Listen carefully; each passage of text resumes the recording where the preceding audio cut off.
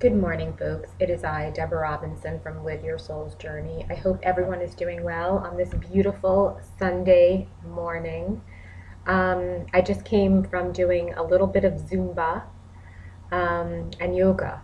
It was really fun. I have to tell you how great it is for me to be back in my body. It is the greatest gift to be able to have a body and to be able to use it, to move it.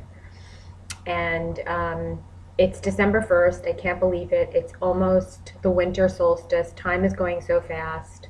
And I just wanted to challenge each and every one of you to do something every day to love yourself a little bit more. I have been on this journey of self-discovery and of self-love and learning to love myself and honor myself at the highest level. And I have to tell you, it has been a wonderful, wonderful opportunity and a great gift. And I feel so lucky and grateful to be able to do that, to really learn to honor and embrace myself at the highest level. It was really when I first received the rites of the Munyaki, the very first rites, that I first heard that guidance as I'm clairaudient, that I had to honor myself. I had to love myself. I remember I was quite a mess at Omega, where I took my first, no, it was at Kripalu, where I took my first class. And, I wasn't dressed. I was wearing a hat and I had no makeup on. And, at night we would do ceremony. And I remember my guidance told me that I should go, and I don't even think I brought a brush with me. My guidance told me that I should go to the store and buy a comb and shampoo. I was just rinsing myself off, and that I should really clean myself up and get dressed for the ceremony, which I listened to and I did. And some people didn't even recognize me. They're like, wow, you clean up really well. The message in that is not that we have to look a certain way. I don't really believe that. I know our spirit shines through no matter what. But it's just about taking care of ourselves and honoring ourselves and embracing ourselves and really loving ourselves every day by what we're putting into our body, how we're moving our body, the thoughts that we're thinking about ourselves on a daily basis, and how are you loving yourself today? So I want to offer you a challenge, whether you take it or not. I'm really going to challenge myself even more for the next 21 days to do something loving for yourself.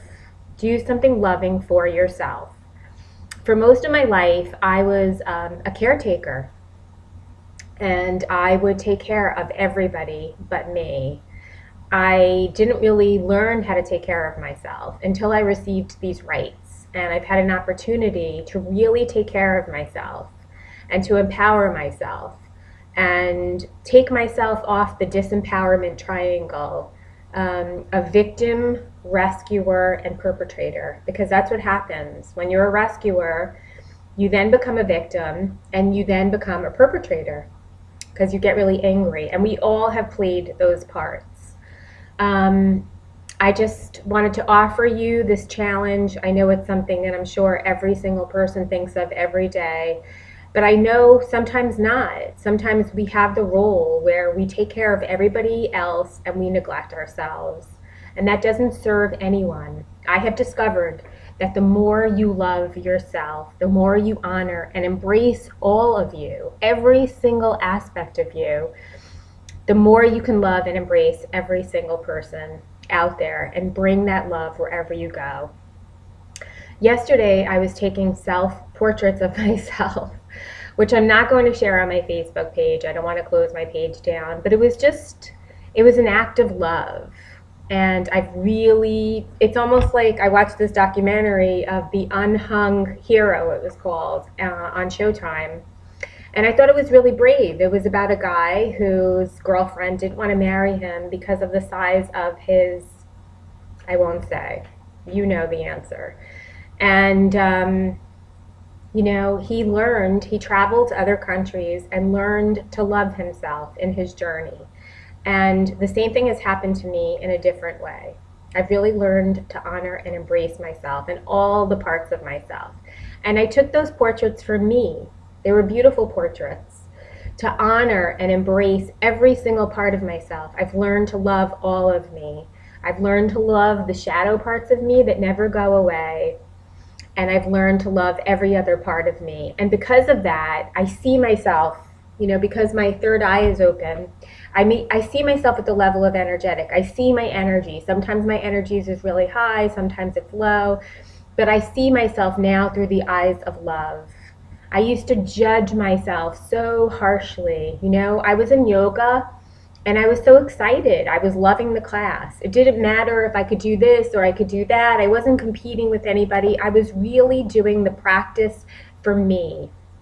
And I have found when you do these practices, whatever your practice is, if you do it for you, for your own self-love, you never want to hurt anyone. I think I mentioned the other day on my page, I've been receiving a lot of downloads and a lot of visitations from the star nations and different star beings. I connect mostly with the Arcturians, but recently I had a visitation from the energy of Lyra, which is these beings from the 12th dimension, which is really high. And I know not everybody has the consciousness that I do, and they don't connect at that level. But I'm here to tell you that what I'm saying to you is true. And all I remember so far from what they were saying to me, and also from Pleiades, which was beautiful. They had a very loving, gentle energy. All they were saying to me is the other day, there is no fear in love. There is no fear in love. And the only love that I want in my life is unconditional love. It's not a fear-based love. It's not a judging love. It's not a controlling love. It's not a binding love. It's not a fear-based love where I'm willing to kill to keep my man. Anyway, that's not for me. I really want to be with someone who truly loves me unconditionally, and I really love them. And I want to have relationships with other people that are based not on fear-based realities, not in old program beliefs, but what love really is. And I wasn't always like this, folks. I've had many relationships where I was jealous and afraid and holding on to people. And I have learned and discovered through those relationships that that isn't love. That is not love. There is no fear in love. Anyway, my hope and message to all of you today is that you will, for the next 21 days and beyond, take this challenge and learn to love yourself a little bit more. Because when you love yourself, you don't wish anyone harm, and you can carry that love with you wherever you go. The time is now, folks. I wish you so much love, so much peace, so much oneness. Until we meet again.